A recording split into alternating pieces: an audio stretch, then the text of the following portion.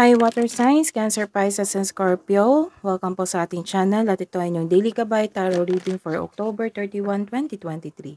Please be reminded that this is channel reading po, so maaari kayong makarelate o hindi. Just take what resonates. Gamitin ang reading na ito bilang gabay lamang. Balik po kayo dito bukas para sa ating Daily Gabay Tarot Reading. Please like, subscribe, and click bell button for notification para updated po kayo sa Daily Tarot Reading natin. Para po sa gusto magpa-reading, maaari niyo pong makuha ang link nasa description box po ito. Message nyo lang po ako sa Messenger. Maraming salamat po. By the way, Scorpio, posted na yung birthday reading nyo po. Puntahan lang natin yung visit our channel. Visit our channel, scroll down nyo po. Makikita nyo po yung separated posted video. Scorpio birthday ngayong October 23 to November 21, 2023. And posted din yung Cancer, Pisces, and Scorpio November 2023 monthly reading po natin. So visit nyo lang po ang channel natin. Andun po yon. Nakaseparate signs po siya. Cancer, Pisces, and Scorpio monthly reading November 2023. Spirits guides, ano po ang ganap today para po kay Cancer, Pisces, and Scorpio ngayong October 31, 2023? You are taking time to the community, nagkaroon ng family union, you are taking time to your relatives, to your family, nagkaroon ng kasiyahan. But you are feeling trapped. Bakit kaya? You are feeling trapped. You are sad. Parang nakakulong ka. Dahil, gipit ka ngayon. Gipit po kayo ngayon. Some of you, gipit ngayon.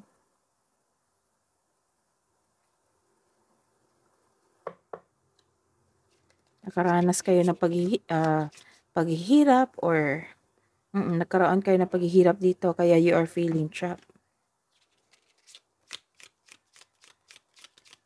Message nyo po, Spirits Guide, para po kay Cancer, Pisces, Scorpio ngayong October 31, 2023. Illusion, embrace the truth. So some of you, may nagsabi sa akin na some of you na ayaw nyong tanggapin yung nangyari na. So, the universe advise you to embrace the truth, accept, and move on. Good fortune. May parating po na good fortune sa inyong buhay. Wow. So, don't worry sa mga nangahirapan ngayon. May parating po na good fortune, blessing sa inyong buhay. Your energy po, Cancer, Pisces, and Scorpio. Spirits guys, energy po nila ngayong October 31, 2023. Clarification of this reverse card.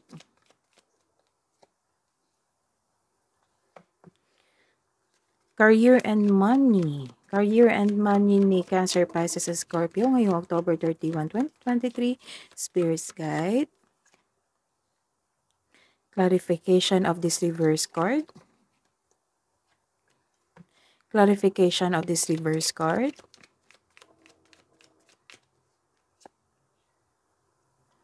Love and romance, self-love, partnership, and romance.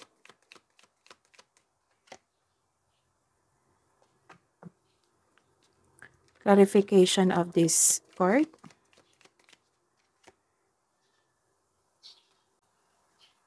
This is a reverse card. You are moving on from challenges.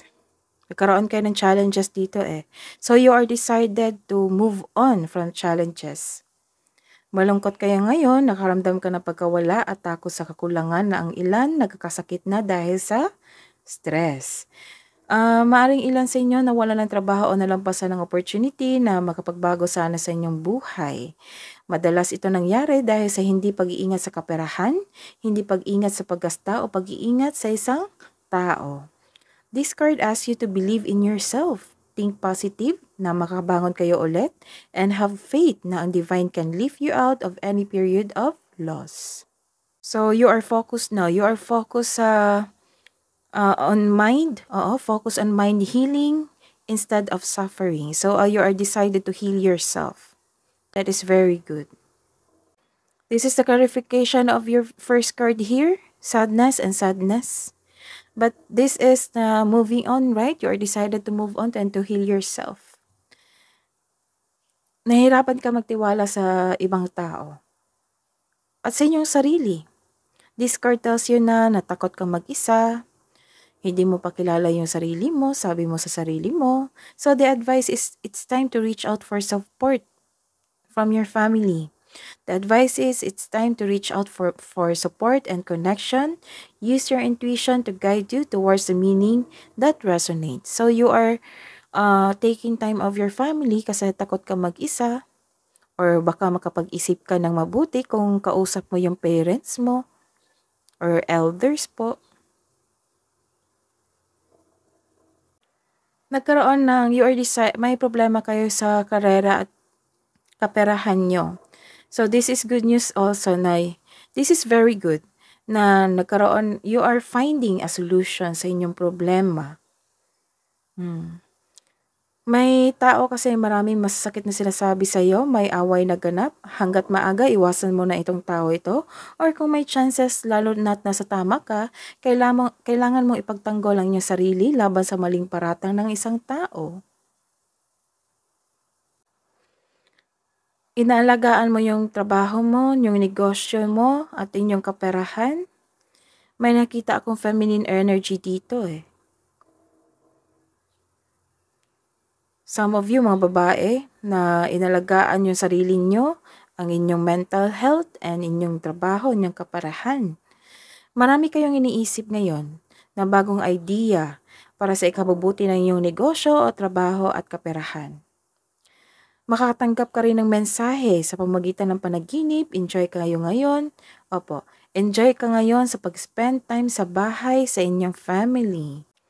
Masaya kayo ngayon kasi may celebration dito. Celebration, siguro nagkaroon kasi ka ng time sa inyong family, or this is a reunion. So nagkaroon ng kasiyahan dito.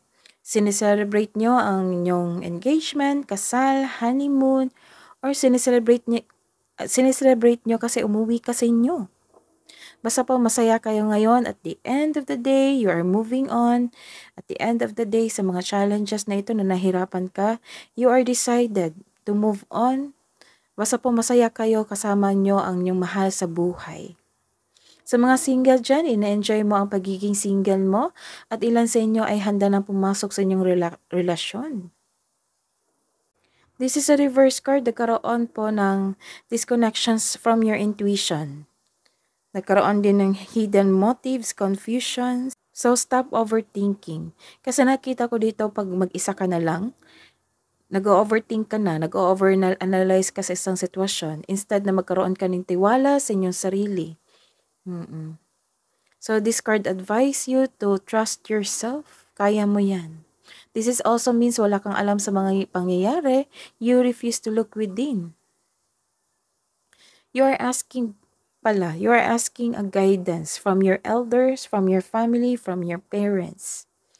But at the end of the day, dapat magtiwala ka sa inyong sarili na makapagbuo ka ng desisyon na ikaw mismo ang makapagbuo ng desisyon kasi ikaw yung mag-take ng action. Hidden truth. Anong iniisip mo? Anong iniisip niya? It was my fault but I blamed you. The timing just wasn't right for us. Sa mga marelasyon, I left you before you could leave me. I hid who I really am from you. Love advice po para sa mga single?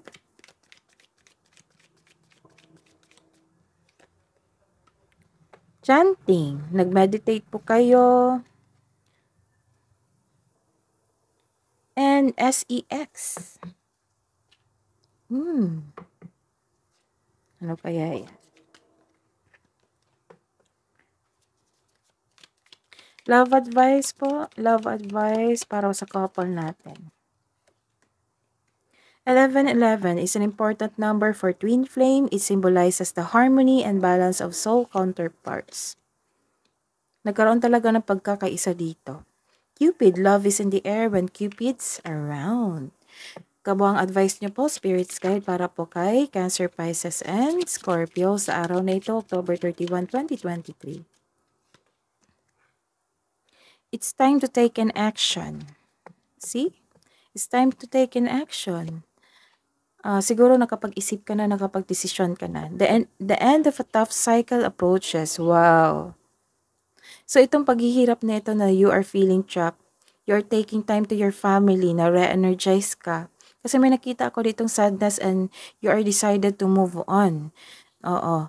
So, after this celebration, na re-energize ka, nagkaroon ka ng positive emotions flow. So, this is it. Makakatanggap ka ng blessings. And, kasi may good fortune dito eh. Pagkatapos nitong pagsubok na ito, magkakaroon ng good fortune. So, ang sabi ni Universe, the end of a tough cycles approaches. So, patapos na. Spirits, guides, guardian angels, archangels, angels, message nyo po sa kay Cancer, Pisces, and Scorpio ngayong October 31, 2023. Message from Archangel Butielil. Be interdependent, expand your horizon. And message from Archangel Azrael. It's time to let go, prepare for change. The end of a tough cycle approaches, so magkaroon ng big changes sa inyong buhay. That is your reading. Water signs, Cancer, Pisces, and Scorpio. Please like, subscribe, and click bell button for notification para updated po kayo sa daily tarot reading natin. Maraming salamat po.